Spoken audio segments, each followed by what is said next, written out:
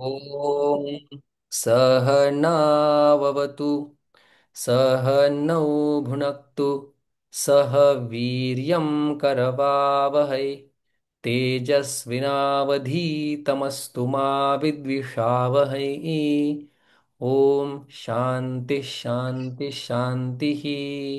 पठामि संस्कृतं नित्यं वदामि संस्कृतं सदा ध्यायामि संस्कृतं सम्यक् वन्दे संस्कृतमातरम्। धडा 13वा, त्यातील दुसरा एक कॉन्सेप्ट आपण पाहणार आहोत. प्रत्यय काय असतं हे आपल्याला माहिती आहे. जे शब्दांच्या किंवा धातूच्या नंतर येतात, शेवटी लागतात, त्यांना प्रत्यय असं म्हणतात. त्या प्रत्ययापैकी आपण तरफ नावाचा प्रत्यय पाहणार आहोत. ऐकायला थोडंसं नवीन वाटतंय, पण सोपा प्रत्यय तरफ. ह्या तरफ प्रत्ययामध्ये फक्त तर एवढं शिल्लक राहतं. जसं आपण अनेक प्रत्यय बघितले, त्यातला जो शेवटचा किंवा काही शब्द अक्षरं जी असतात ती निघून जातात काही नियमांमुळे. ठीक आहे. तर तरफ प्रत्यय हा, याचा अर्थ काय आपण समजून घेऊया. म्हणजे काय शिल्लक राहतं, पहिला मुद्दा. आणि दुसरा मुद्दा, त्याचा अर्थ काय. बघा, ज्यावेळी आपल्याला दोघांमध्ये कंपॅरिझन करायचं असतं, तुलना करायची असते, त्यावेळी सर तुम्ही आपण शिकवलं ना? शिकवलंय कधी सुट्टीच्या आधी. थोडंसं हा मला डीप वाटतं म्हणजे मलाही असं. हा ठीक आहे सर. थोडंसं डीप बघूया ना अजून. हो चालेल, हरकत नाही सर. हम्म. ज्यावेळी आपण दोघांची तुलना करतो, त्यावेळी ह्याला आपण, तुलना म्हणजे काय, कंपॅरिझन, कंपॅरेटिव्ह डिग्री असं पण म्हणतात त्याला इंग्लिशमध्ये. कंपॅरेटिव्ह आणि सुपरलेटिव्ह. थोडंसं मग फास्ट बघूया, जर आपण आधी बघितलंय तरी पण लक्षात द्या. तरफ, तर शिल्लक राहतं आणि अर्थ त्याचा होतो तुलना. पण तुलना कोणामध्ये, फक्त दोघांमध्ये. शिकवलं असेल तर वर असायला पाहिजे ना. हा, मी ते ऑनलाईन सांगितलं होतं, त्याचे काही नोट्स वगैरे नाहीत, त्याच्यामुळे असू द्या. तुलना. मग ही तुलना करत असताना, दोघांमध्ये ज्यावेळी तुलना करतो त्यावेळी पंचमी विभक्ती होत असते. पंचमीची स्पेलिंग लक्षात ठेवा. पंचमी विभक्ती होते. बघा, आता आपण एक शब्द घेऊया, पटू. पटू म्हणजे काय, हुशार, चतुर, चाणाक्ष, असा अर्थ त्याचा आहे पटू. मग आता मी तुलना करतोय रामाची आणि कृष्णाची. करायला नाही पाहिजे, पण एक उदाहरण म्हणून. तर बघा, अ, या तरफ प्रत्ययाला तुम्ही मराठीमध्ये पेक्षा असा पण अर्थ घेऊ शकता, समजायला अजून सोपं. पेक्षा. ठीक आहे. मग रामापेक्षा कृष्ण चतुर आहे, पटू आहे. रामापेक्षा कृष्ण चतुर आहे. मग आता आपण दोघांची तुलना करतोय, राम आणि कृष्णाची. मग हा पेक्षा शब्द कोणाला लागलेला आहे, रामाला. मग ज्यावेळी आपण तरफ प्रत्यय वापरणार आहे, तरफ प्रत्यय, त्यावेळी पंचमी विभक्ती होते. मग आता मी लिहितो यालाच, अ, कोण चतुर आहे, तर कृष्ण. ठीक आहे. कृष्णाला पेक्षा हम्म. लागलंय का, नाही. कृष्ण अस्ति, कृष्ण आहे.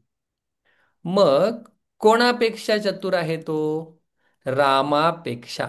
मग राम शब्दाची होणार पंचमी, राम शब्दाची पंचमी रामात. रामात रामापेक्षा कृष्ण आहे. मग चतुर हे सांगण्यासाठी, म्यूट करा, चतुर हे सांगण्यासाठी आपल्याकडं संस्कृत शब्द आहे पटू. मग या पटू शब्दाला तरफ प्रत्यय लागणार आणि तरफ प्रत्ययाचा तर शिल्लक राहतो, म्हणून हे होणार पटू तर. पटू तर.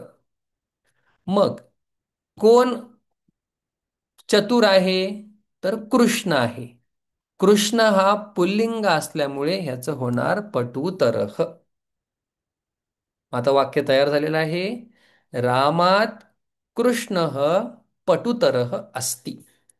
रामापेक्षा कृष्ण चतुर आहे.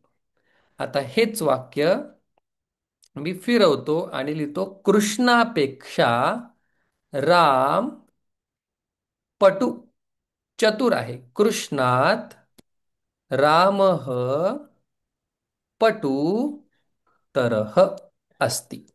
काय केलं? फक्त पेक्षा हा शब्द दुसऱ्याला लावला. रामापेक्षा कृष्ण, रामात कृष्ण, कृष्णापेक्षा राम, कृष्णात रामः पटुतरह.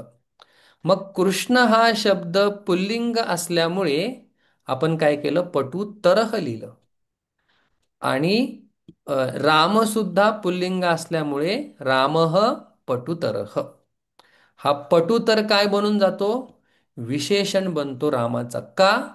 रामाविषयी इथे तो अधिक माहिती सांगतो. त्यालाच विशेषण म्हणतात, जो विशेषाविषयी अधिक माहिती सांगतो.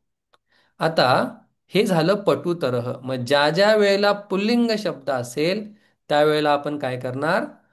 पुल्लिंगच त्याला बनवणार, पटुतरह. आता आपण एक स्त्रीलिंगाचं वाक्य बनवूया. रामापेक्षा सीता.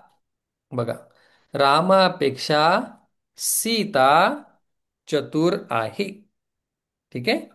मग आता सीता हा कसा शब्द आहे? स्त्रीलिंग आहे. मग रामापेक्षा लागले, पेक्षा म्हणजे पंचमी रामा विभक्ती, किंवा आपण दोघांचं कंपॅरिझन करतोय म्हणून रामात. आणि सीता प्रथमा विभक्ती, कारण की सीता ही कर्ता आहे. मग आता चतुर शब्द सांगण्यासाठी आपल्याकडे आहे पटू. थोडस वेगात बघूया, तुम्हाला माहिती तर. मग इथे पुल्लिंगाचं स्त्रीलिंग कसं करतो आपण? फक्त आ लावतो. जसं अद्वैत हा शब्द असेल तर त्याचं स्त्रीलिंग करायचं असेल तर अद्वैता, है ना. गीत हा जर पुल्लिंग शब्द असेल, त्याचं स्त्रीलिंग करायचं असेल गीता, तर या पटुतरह न होता पटुतर सीता शब्द असल्यामुळे पटुतरा अस्ति. असते. अस्ति. आता स्वतंत्र एक वाक्य लिहितो. अ पिता शब्द आपण नाही बघितला. जनकात माता पटुतरा. माता कसा आहे? स्त्रीलिंग शब्द आहे. वडिलांपेक्षा आई चतुर किंवा चाणाक्ष आहे. झाला स्त्रीलिंग शब्द. पुल्लिंग असेल पटुतर, गुरुतर, श्रेष्ठतर, अशा प्रकारे. श्रेष्ठतर म्हणजे उत्तम, गुरु म्हणजे मोठी किंवा ज्येष्ठ, श्रेष्ठ असं. आता स्त्रीलिंग आपण शब्द बघूया.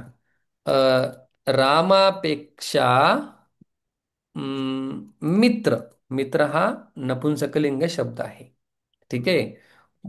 व्यक्ती, त्या शब्दाने रेफर होणारा, शब्दाने दर्शित होणारा व्यक्ती पुल्लिंग आहे बाय जेंडर. ओके. पण मित्र हा शब्द नपुंसकलिंग आहे. या अर्थ मित्र नपुंसकलिंग नाहीये. मित्र हा शब्द नपुंसकलिंग आहे. रामात मित्रम. मग आता काय येईल सांगा? पटुतरम पटू तरम अस्ति. तरम मग आपण काय केलं? आता असते. दोघांना कम्पेअर केलेलं आहे म्हणून तरफ प्रत्यय झालेला आहे. तरफ प्रत्यय पुल्लिंग असेल तर तरह, स्त्रीलिंग असेल तर तरा, नपुंसकलिंग असेल तर तरम. बघा, अ, आता आपण काय घेऊया आपण? आम्र, आम्र, आम्रम, पटुतरम. आंबा काय पटू नाही, चाणक्य कसं काय. आंबा हा श्रेष्ठ आहे, गुरुतरम. गुरु म्हणजे श्रेष्ठ. गुरुतरम अस्ति. आंबा कशात, आंबा कशापेक्षा मोठा फळात. किंवा वजनदार असा पण अर्थ होतो. गुरु शब्दाचे दोन अर्थ आहेत. एकतर भारी वजनाने, किंवा एकतर श्रेष्ठ. ठीक आहे, मग आपण या ठिकाणी श्रेष्ठ घेऊया. कदली फलात, कदली फलात, कदली फल म्हणजे केळी. कदली फलात आम्रम गुरुतरम. आता फळ असल्यामुळे त्याला आपण चतुर तर नाही म्हणू शकत, म्हणून दुसरा आपण शब्द वापरला, गुरुतरम. आता या ठिकाणी गुरु म्हणजे एकतर होतो वजनाने भारी. ठीक आहे, म्हणून मी लिहितो भारी किंवा वजनदार. आणि दुसरा शब्द अर्थ होतो श्रेष्ठ. ठीक आहे, मग आता याचं पुल्लिंगामध्ये कसं होणार, गुरु तरह. स्त्रीलिंगामध्ये कसं होणार, गुरु गुरु तरा. तरा. नपुंसकलिंगामध्ये कसं होणार, गुरु तरम. तरम. तरम. हा, आता मी चतुर शब्द लिहितो. चतुर हा पण संस्कृत शब्द आहे. चतुर तरह.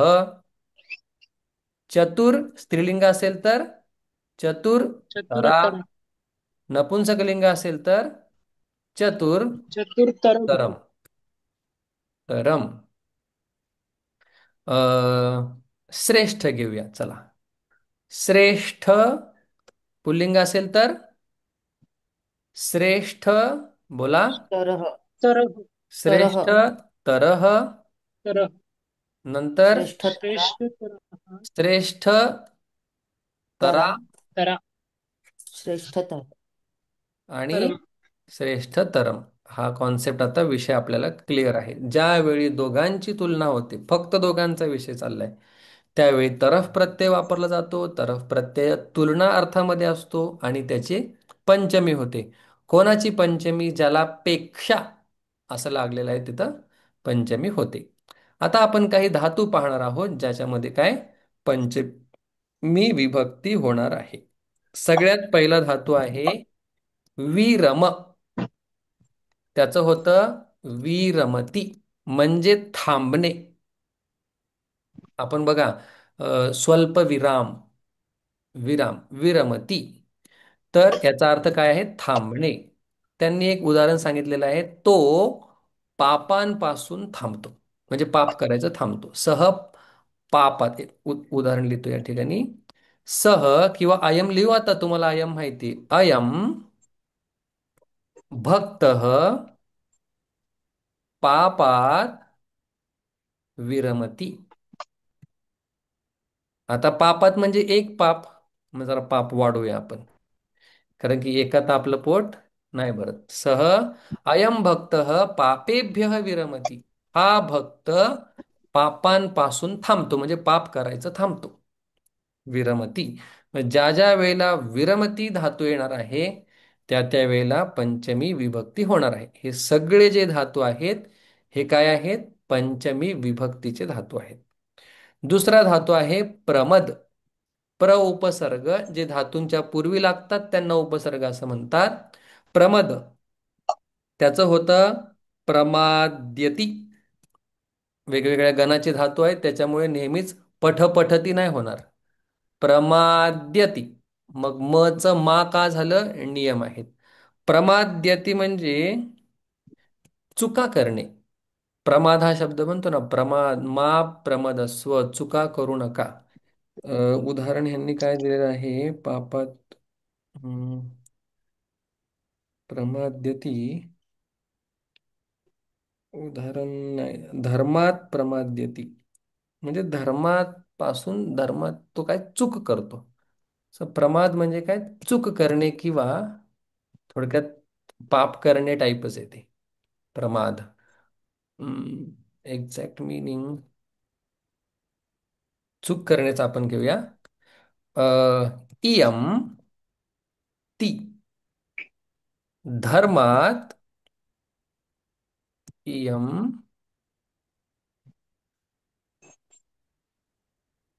धर्मात प्रमाद्यति.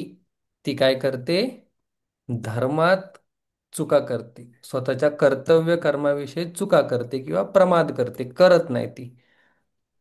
प्रमाद्यति एक एक उदाहरण देतो, धातू भरपूर आहेत म्हणून. पुढे ओके. पुढचा धातू आहे नि उपसर्ग.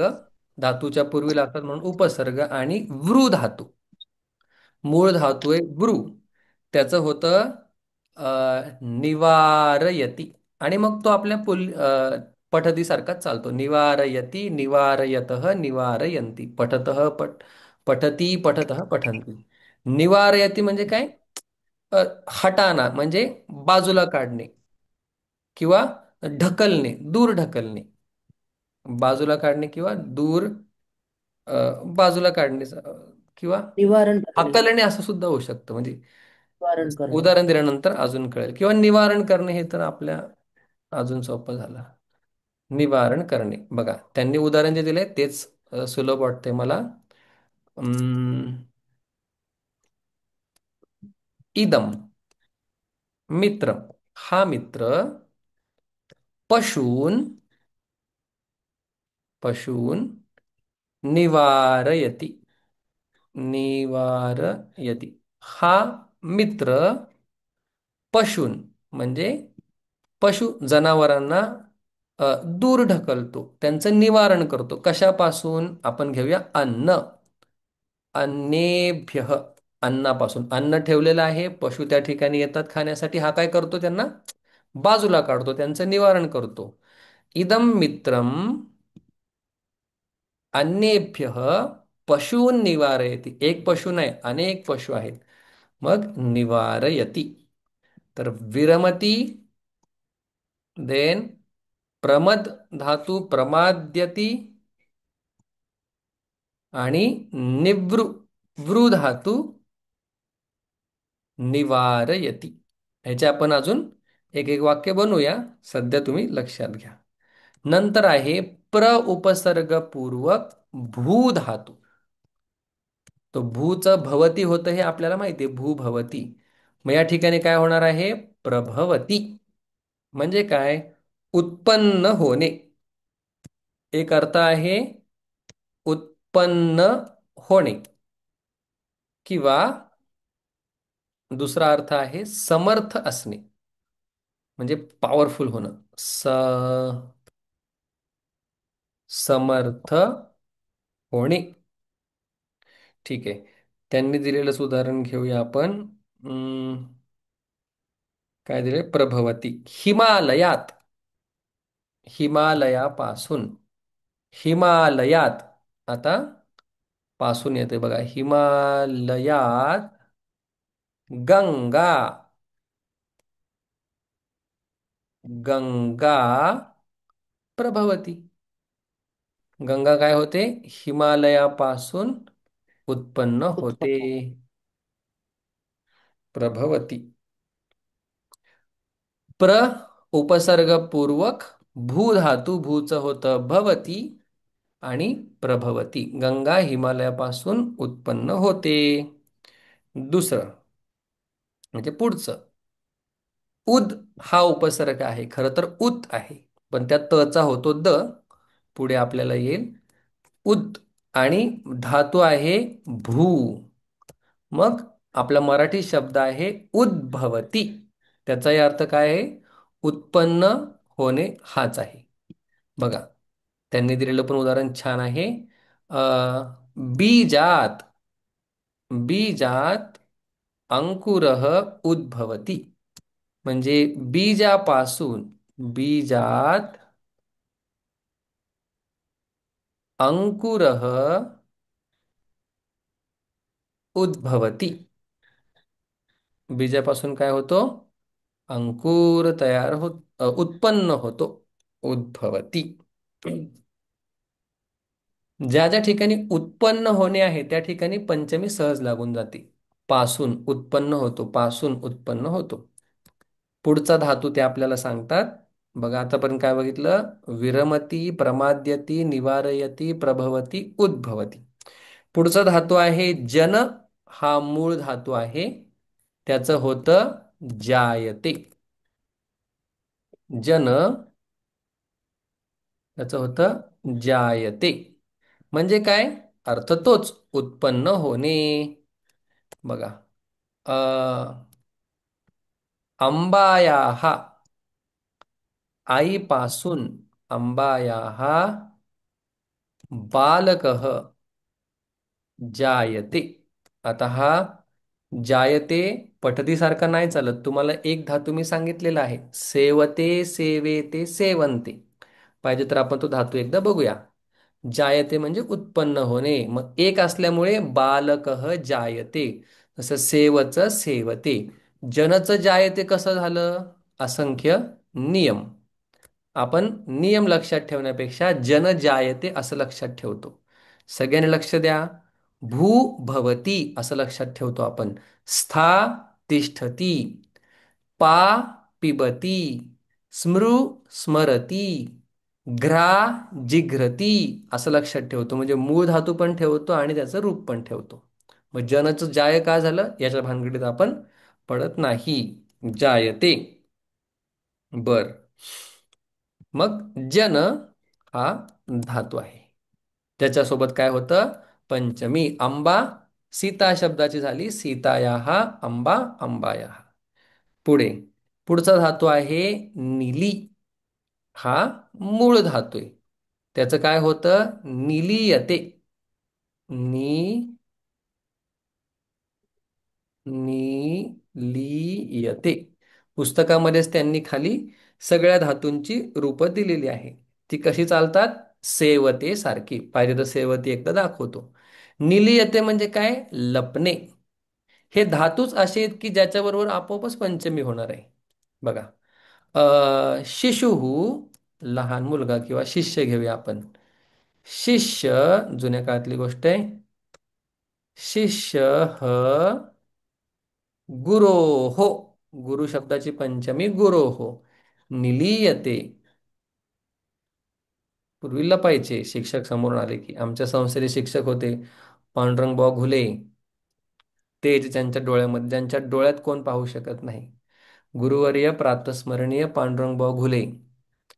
ते जर समोरून यायला लागले तर रस्ता बदलायचे लोक. काय असं काय, ते काय बोलायचे किंवा असं काय नाही. पण ती आदरयुक्त भीती त्यांच्याविषयी होती. त्यांच्या डोळ्यात कोणी बघू बघू शकत नव्हतं. खूपच त्यांचं तप होतं. खूप महान होते व्यक्ती. पांडुरंगबुवा घुले, प्रातस्मरणीय. निलीयते लपणे. याचे आपण वाक्य अजून बनवूया. नंतर जुगुप्स हा धातू आहे. वेदांमध्ये सुद्धा आलेला आहे. जुगुप्स. जुगुप्स. ह्याचं होतं जुगुप्सते. जुगुप्सते. जुगुप्सते म्हणजे काय? अ एखाद्याची घृणा करणं. घृणा. घृणा शब्द मराठी आहे. म्हणजे एखाद्याचा राग राग करणं किंवा विनाकारण द्वेष करणं. जुगुप्सते. जना हा त्यांनी काय दिलेलं आहे? नाही दिलंय, आपण घेऊया. जना हा किंवा दरिद्र, नाही. जना हा धनिकात लोक श्रीमंताचं काय करतात? द्वेष करतात, जे गरीब आहेत. दीन जना हा, दीन जना हा गरीब लोक. धनिका एकच वचन घेऊया. दीन जन किंवा दीन नरह, गरीब माणूस. धनिकात श्रीमंताचा काय? जुगुप्सा करतो, द्वेष करतो. मग जुगुप्सते. जुगुप्सते म्हणजे काय? एखाद्याची घृणा करणं. अशा प्रकारे हे धातू आपण त्यांचे अर्थ पाहिले. एकदा त्याला क्विक रिव्हिजन देऊया. विरमती म्हणजे थांबणे. अ ठीक आहे. प्रमाद्यती म्हणजे चूक करणे किंवा प्रमाद करणे हाच एक मराठी योग्य शब्द आहे प्रमाद. म्हणजे अभ्यासात प्रमाद नको म्हणजे एखाद्या गोष्ट करण्यापासून थांबणं ह्याला म्हणतात प्रमाद. चांगली गोष्ट करण्यापासून थांबणं प्रमाद. निवारयती बाजूला काढणं, वेगळं करणं. ठीक आहे. येस. एक शेवटचा उद्भवती, प्रभवती, जनजायते, निलीयते, जुगुप्सते. शेवटचा आहे प्रति, उपसर्ग आणि दा धातू. प्रति आणि दा याच्यासोबत सुद्धा पंचमी होते. दाचं यच्छती होतं हे आपल्याला माहिती आहे. नसेल तर लक्षात ठेवा. प्रति यच्छती म्हणजे अ, कशाच्या तरी बदलीत देणं. बदले में देना. त्याला आपण समजा तुम्ही मला अ, काय वही दिली तर त्या वहीच्या बदली मी तुम्हाला पेन देणार. एक उदाहरण. प्रतियच्छती म्हणजे मराठीत काय बोलणार आपण? बदली कशाच्या तरी ऐवजी अदला हा अदला दुसरं बदली. काहीतरी देणं. ठीक आहे. फॉर एक्झाम्पल रामः धनाच्या बदली धनेभ्यः त्यांनी काय दिलेलं आहे प्रतियच्छती तिलेभ्यः माशान यच्छती.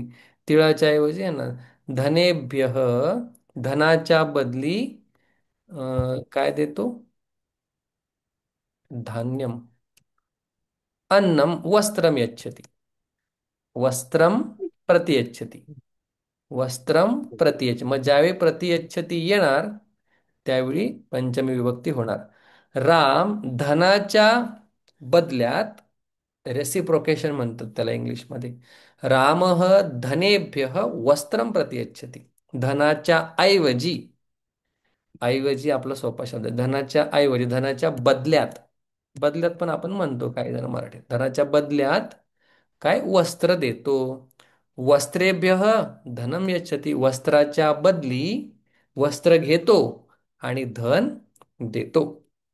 अशा प्रकारे हा जो महत्वाचा भाग होता या धड्याचा तरफ प्रत्यय आणि हे जे धातू हे आपलं झालेलं आहे. आणि इदम शब्द आपण काल पाहिलेला अदस आपण पुढच्या एका क्लासमध्ये पाहूया. मग जुगुप्सते म्हणजे घृणा करणे. ज्याची घृणा करतो त्याची पंचमी. निलीयते लपणे ज्याच्या पासून लपतो त्याची. जनजायते उत्पन्न जायते उद्भवती प्रभवती एकाच अर्थामध्ये आहे. निवारयती बाजूला सारणे. प्रमाद्यती एखादी गोष्ट करण्यापासून थांबणे. विरमती म्हणजे सुद्धा थांबणे किंवा चूक करणे असं आपण पाहिलं. आता ह्याचे अजून काही वाक्य आपण बोलूया. बोलून बनवूया जेणेकरून बोलण्याची प्रॅक्टिस होईल. राहिलेला अदश शब्द हो. आणि अजून काही पंचमी होतात ते आपण पुढच्या पाठात सर पाहूया. हे तिघांचे बोला हे मग ते तिन्ही एका बदल्यात दुसरा वापरू शकतो का त्यांचाही काही वेगळा नियम असतो? वापरू शकता असं काही नियम नाहीये. स्ट्रिक्ट नियम काही नाहीये की हे आल्यानंतर हेच वापरा ते आल्यानंतर तेच वापरा. ठीक आहे. अं, चालेल.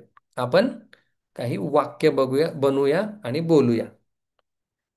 लगेच जॉईन व्हा. अजून काही आहेत शब्द पण इथपर्यंत ठीक आहे.